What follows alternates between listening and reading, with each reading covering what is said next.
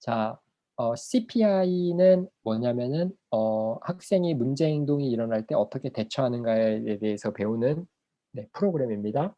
2박 3일로 이루어져 있고요. 이게 무조건 제압, 그때 제압이라는 말을 많이 썼는데 사실 홀드라고 할게요. 저 제압이란 말이 사실 진짜 안 좋은 것 같아요. 홀드라는 말이 좋은 것 같아요. 홀드하는 법을 배우는 거는 일부분이에요. 그 홀드도 굉장히 중요한데 그 전에 행동들이 일어날 때 우리가 어떻게 대처하느냐에 대한 네, 그런 프로그램인데, 자, 먼저 보시면은 학생의 위기 발달 모델이 옆에 나와 있고요. 그다음에 우리 스텝이 어떻게 돼야 되냐가 나와요. 사실 이거는 부모님들의 입장이 아닙니다. 스텝입니다. 근데 뭐 부모님들한테도 도움이 될 수 있으니까요. 자, 1, 2, 3번은요. 차례대로 일어날 수도 있지만 점프를 할 수도 있습니다. 1번에서 3번으로 갈 수도 있고요. 그냥 3번이 바로 나올 수도 있고 그래요. 자, 보통 그래서 1번 anxiety는 짜증, 화 나는 단계고요. 그러니까 예를 들어 뭐 얘가 기분이 벌써 안 좋아요. 괜히 종이를 찢고 있고 펜을 던지고 있고 짜증을 나는 막 괜히 막 흑흑흑 울거나 이런 짜증 화가 나는 단계가 있고요. 그다음에 갈 때는 방어적 자세를 취합니다. 누군가 다가와도요. 무조건 안 된다 그래요. "No." 무조건 "안 해. 싫어." 방어적 자세. 뭐 "왜 해야 되는데?" 말을 할 줄 아는 친구면 "그거 왜 해야 되는데? 싫은데?" 이렇게 말하고요. 그다음에 이제 문제 행동, 저희가 리스크 비헤이비어라고 위기 행동이 나옵니다. 자, 위기 행동 다음엔 항상 긴장이 완화되는 단계가 있습니다. 자, 여기에 대해서 각 단계별로 스텝들이 접근해야 되는 자세가 다릅니다. 아이가 짜증이 나고 화가 나 있는 상태예요. 디펜시브, 방어적 자세 가기 직전입니다. 그때는요, 저희가 서포티브 하는 자세예요. 그 말은 뭐냐면 지지하는 자세라고 써 놨는데 아이에게 공감해 주고 아이를 위로할 수 있는 자세라고 생각하시면 돼요. 화가 났어요. 선생님이 뭘 도와줄까? 오늘 누구누구가 기분이 안 좋구나. 선생님이 어떻게 하면 너가 기분이 좋아질 수 있을까?" 부모님 입장도 마찬가지죠. 오늘 누가 예를 들어 지금 소윤맘이 보죠. "소윤이가 기분이 안 좋구나. 오늘 소윤이 기분 좋아지려면 엄마가 어떻게 해 줄까? 엄마가 뭐 맛있는 거 해 줄까?" 뭐 이렇게 될 수 있는 거예요. 자, 근데 방어적 자세로 넘어가게 되면 디펜시브. 얘는 뭐든지 다 부정적으로 변하는 거죠. 이렇게 "엄마가 뭐 도와줄까?"라고 했는데 "싫어. 절로 가. 엄마 미워." 뭐 이제 그다음에 저희는 이제 말해요. 권위에 도전하는. 권위라는 건 굉장히 중요합니다. 교권에서도 중요하고 집에서도 중요하죠. 권위에 이제 도전하는 것들이 나옵니다. '내가 왜 엄마 말을 들어야 돼?' 뭐 요런 뉘앙스죠. 고렇게 나올 때는 여러분들이 지지하는 자세를 해서는 안 돼요. 자, CPI에서 말하는 여기서 지지하는 자세가 가면은 오히려 아이가 이게 강화가 되는 거예요, 더 나쁜 걸로. 내가 계속 방어 자세를 하는데 엄마는 계속 나를 위로해 줘. 선생님들도 나를 위로해 줘. 그럼 계속 방어적 자세에 가겠죠. 이때는 지도하는 자세, 디렉티브입니다. 그래서 선생님이 만약에 "자, 이제 공부하는 시간이에요." 근데 아이가 안 한다 그래요. 방어적 자세를 취해요. 그러면 어떻게 지도하는 자세를 하죠? "지금은 공부하는 시간이야. 쉬는 시간은 나중에. 공부 먼저야." 그래서 간단 명료하게 지도하는 자세를 취합니다. 그래서 이제 문제 행동이 나오게 되면은 저희가 이제 신체적 중재법을 쓰게 됩니다. 그리고 이 마지막 단계가 저는 항상 중요하다라고 해요. 이 마지막 단계에 따라서 정말 모든 관계가 다 바뀝니다. 심지어 부모님들도 마찬가지일 거예요. 아버님들도 마찬가지일 거예요. 그래서 저희는 사실 이 4 번을 이용할 때도 있어요. 예를 들어 어떻게 이용하냐면 학생들 중에 만약에 이 스텝하고 이게 학생들도 스텝들을 좋아하는 스텝이 있고 싫어하는 스텝이 있어요. 싫어하는 스텝이 있으면 요 스텝을 요 4 단계에 이용합니다. 그래서 문제 행동이 실제로 일어날 때 이 스텝이 항상 붙어 있는 거예요. 문제 행동이 터졌다 그럼 저희는 일부러 부르죠, 그 스텝을. "너 옆에 서 있어." 이 마지막 4번 단계를 해결하게 합니다. 그 아이가 완화되는 단계에 자, 말을 할 수 있는 친구면요. 이 치료적 관계 형성에서 어떻게 얘기하냐면 죄송합니다. 소윤맘." 이렇게 보여서 "소윤이는 왜 기분이 나빴었을까? 아까 이렇게 안 하고 아까 이렇게 만약에 때리는 행동이었으면 아까 때리지 않고 도와달라고 했으면 도와줬을 텐데 다음부터는 그러지 말자. 선생님은 이렇게 했으면 좋겠어."라고 말하는 거예요. 이러면서 치료 관계를 형성하는 거죠. 자, 말을 잘 못하거나 말을 잘 이해하지 못하는 친구들에 있어서는 저희가 토큰보드를 사용할 수도 있고요. 예를 들어 토큰보드를 통해서 얘가 일상적으로 얻는 물건들을 다시 얻을 수 있음을 보여주는 거죠. 그 말은 뭐냐면 "너가 굳이 문제 행동을 보이지 않아도 봐봐. 토큰보드를 통해서 너가 의사소통을 하면 아무 문제 없이 지나갈 수 있는 거야."를 몸으로 보여주는 거죠. 그런 치료적 관계 형성을 통해서 정말 관계가 그럼 바뀝니다. 이거는 만약에 혹시 아이들이 아버님하고 관계가 좋지 않다거나 어머님하고 관계가 좋지 않다면 요 관계 요 치료적 관계 형성 부분을 잘 이용하시면 좋아요. 그래서 아이가 문제행동 터지고 내려갈 때, 네, 아이를 이제 아이한테 접근해서 네, 대화하고 아이를 안아주고 네, 스킨십하고 그런 네, 단계입니다. 자, 이제 언쟁에 대해서 한번 해볼게요. 이거는 말로만 하는 건데, 그래서 어, 이것도 제 아이가 나왔습니다. 제 아들 같은 물놀이를 굉장히 좋아합니다. 자, 이제 제가 한국말로 안 써놨지만 제가 잘 이제 한국말로 말씀드릴게요. 자, 1단계 이 밑에서부터 이제 1단계입니다. 이 뾰족한 부분 questioning. 질문을 던지는 단계라고 하죠. 자, 이건 언쟁이기 때문에 말로만이에요. 말로만 이제 파악하는 거예요. 아이가 어떤 스테이지에 있는지.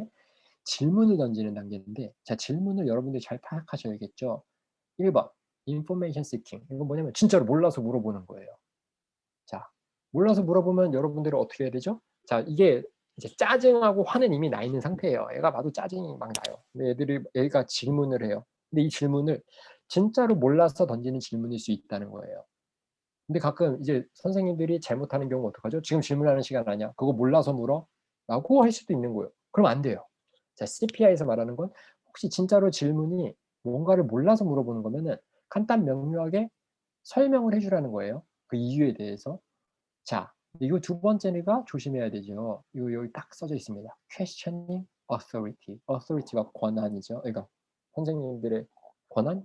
아니죠? 아까 뭐라 그랬죠, 제가? 아, 죄송합니다. 권위, 뭐죠? 네, 권위요. 권위, 맞아요. 네.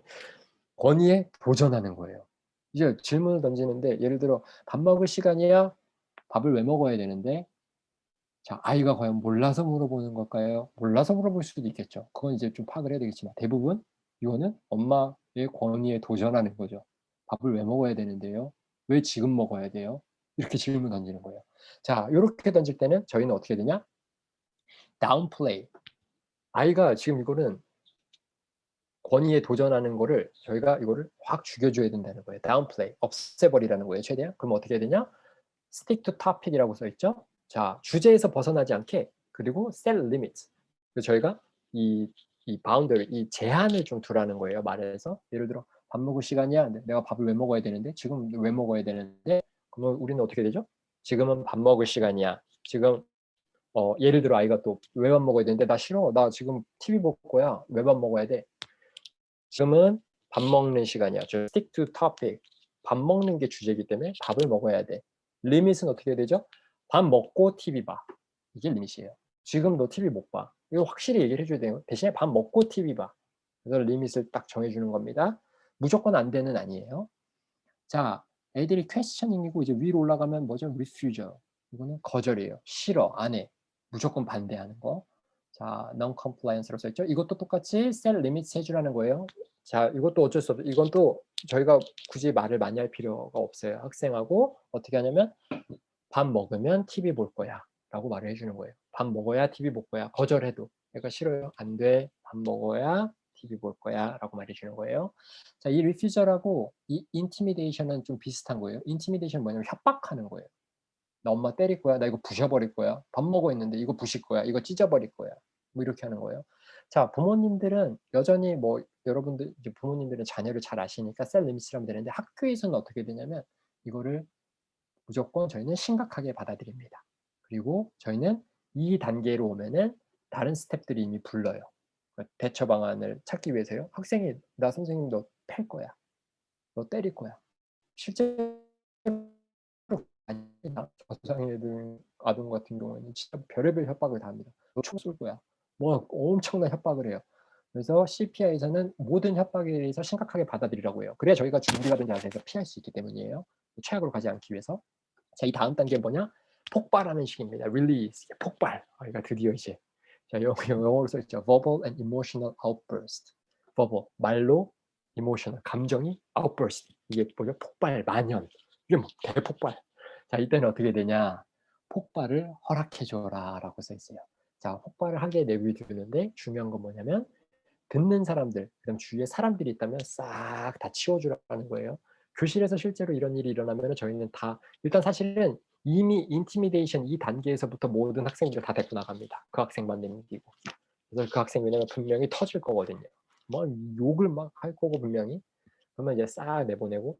왜냐면 이게 중요해요. 왜냐면 실제로 이런 언쟁이 발달하는 친구들 보면은 attention seeking, 주의 집중을 요하는 친구들이 사실 좀 많은 편이에요. 그렇기 때문에 당연히 이 듣는 청중이 없어야지 그 문제를 해결할 수 있거든요. 그래서 싹 없앱니다. 자, 이렇게 폭발이 되면 어떻게 되죠? 다시 쭉 내려와서 tension reduction, 아까하고 비슷한 긴장이 완화되는 단계가 되고요. 그리고 이때는 therapeutic rapport, 치료적인 관계 형성을 하는 시기가 됩니다. 항상 폭발하고서는 정말 간과하지 마세요. 아이가 나아진다고 해서 '아 아이가 됐구나. 아 이제 문제 행동이 끝났구나.'가 아니에요. 이 단계가 제일 중요한 거예요. 이 단계를 어떻게 하느냐에 따라 진짜 다음 문제 행동이 진짜 안 일어날 수도 있어요. 그래서 항상 어머님들도 이 마지막 단계를 항상 유념해 두셨으면 좋겠어요. 자기가 문제 행동이 터지고 나서 아이를 보듬어 주고 항상 무슨 행동을 했는지를 상기시켜 주세요. "아까 전에 밥 먹으라고 했는데 밥 안 먹는다고 했지? 다음부터는 엄마가 말하면 말을 들었으면 좋겠어. 근데 정 힘들면 엄마가 쉬는 시간 줄게. 뭐 1 분이라도 줄 테니까 말로 하자." 뭐 이렇게. 아니면 아까 드렸다시피 토큰 보드를 보여줄 수도 있는 거고요. 네. 항상 꼭 잊지 마세요. 텐션 리덕션, 치료 관계 형성은 굉장히 중요합니다. 자, 이거 아까 전에 set limits 나왔죠? 아까 보면은 이 다 set limits예요. set limit, 이 제한을 두라는 거죠. set limits가 계속 나오죠. 자, set limit을 어떻게 하는지에 대해서 간단하게 나온 건데, 자, 어떻게 해야 된다고요? simple, clear, 간단 명료라는 거죠. 자, 그리고 reasonable, 이유가 납득이 돼야 돼요. 밥 먹을 시간이기 때문에 밥을 먹어야 되는 거예요. 무작정 시키면 안 된다는 거죠. 무작정 시키면 아이들도 안 들어요. 그럼 무조건 엄마 말 들어. 왜? 왜가 없잖아요. 그죠? 자, 그래서 항상 왜라는 게 존재해야 됩니다. 그러면은 납득이 될 만한 것들을 아이들한테 요구해야 된다는 거예요. 근데 또 중요한 게 있습니다. enforceable입니다. 이게 뭐냐면 이게 힘으로 좀 강제성이 있어야 된다는 거예요. 그 말은 뭐냐면 "죄송합니다, 소윤맘." 소윤이가 더 보여서요. "소윤아, 너 지금 밥 먹을래? 저기 가서 앉을래?" 저희가 옵션을 주면 안 된다는 거예요. 저희가 어떻게 했죠? "밥 먹어야 된다. 밥 먹자."라고 했어요. 이거는 강제성이 있는 말이죠. 그래서 여러분들이 아이가 문제 행동이 쪼끔씩 보이고 디펜시브, 방어적으로 자세를 취할 때는 set limits 해야 된다 그랬죠? 그럼 어떻게 해야 된다고요? 초이스를 주면 안 돼요. 그냥 우리가 아이가 하고자 하는 말을 간단 명료하게 강제성을 띠게 "지금 TV 보면 안 돼. 밥 먹고 TV 봐. 지금 밥 먹어." 이렇게 되는 거예요. "자리에 앉아." 이런 네, 강제성 좀 떼야 되고요. 옆에 보면 좀 예가 있습니다. 예, interrupt and redirect. 이거는 사실 뭐 실제로 행동 중재에서도 많이 쓰는 공식 명칭이기도 하죠. 자, interrupt. 아이가 막 말로 떠들 때 interrupt. 중간에 방해, 껴들라는 거예요. 껴들고 아이에게 이게 이 환기를 시켜 주라는 거죠. 아이가 뭐 "엄마는 뭐 어쩌고 엄마가 너무 밉고 어쩌고." 하면 중간에 그냥 "잠깐.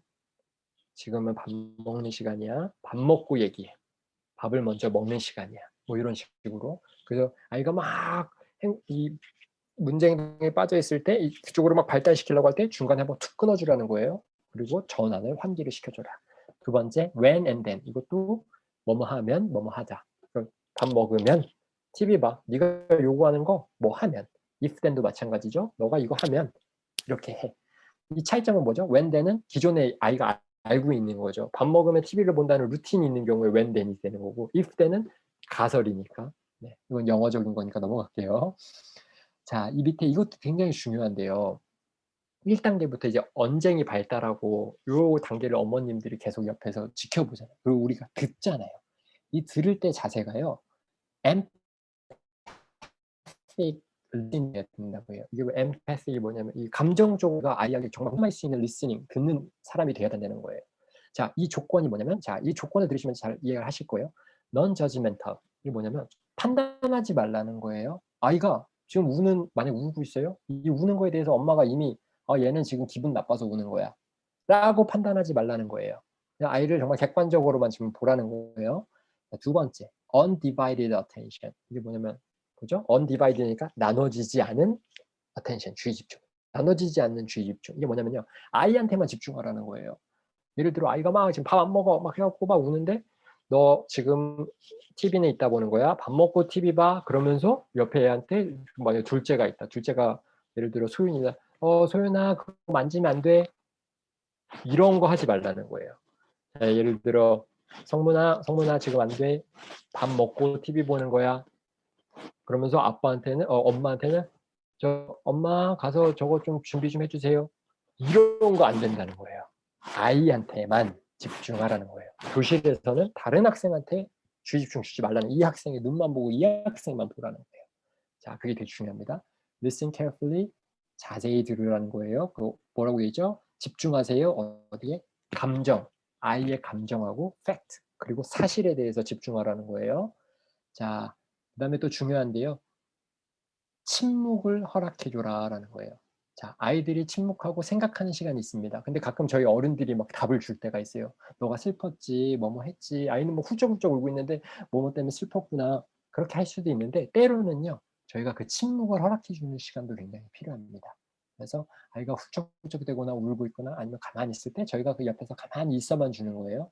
자, 왜 그러냐? 아이가 스스로 정말로 자기를 reflect, 뭐라 그러죠? 반성은 아니에요. 근데 자기를 그냥 돌아보는 시간, 뭐 이런 거를 허락해 주라는 거죠. 자, restate하고 paraphrase가 있어요. restate는 뭐냐면 아이가 말한 거를 다시 말해 주는 거예요. paraphrase, 그다음에 이것도 다시 말해 주는 거예요. 이거를 이제 말을 바꿔 주는 거죠. 예를 들어서 엄마가 너무 막 이제, 이거는 주로 언제 쓰냐면 저희가 치료적 관계를 형성할 때예요. 아이가 만약에 "아까 엄마가 너무 무서웠고 나는 뭐 하고 싶었는데 뭐 했고." 막 이렇게 막 어 그냥 막 말하죠. 상관없는 말들도 막 하죠. 그거를 엄마가 옆에서 정리해 주라는 거예요, 말을 잘. "아, 아까 전에 소윤이가 기분이 나빠서 울었었구나. 그래서 슬펐었구나." 요런 식으로 엄마가 말을 정리해 주면서 공감을 해 주라는 거예요. 자, 이 단계도 중요합니다. 왜냐면 아이들이 진짜 아무 말 대잔치가 막 펼쳐질 수 있거든요. 아까 제가 글을 봐서 그런 것 같아요. 카페에 아무 말 대잔치. 어떤 어머님이 올려 놓으셨죠. 네, 어쨌든 그거를 엄마가 잘 정리해 주는 거 중요합니다.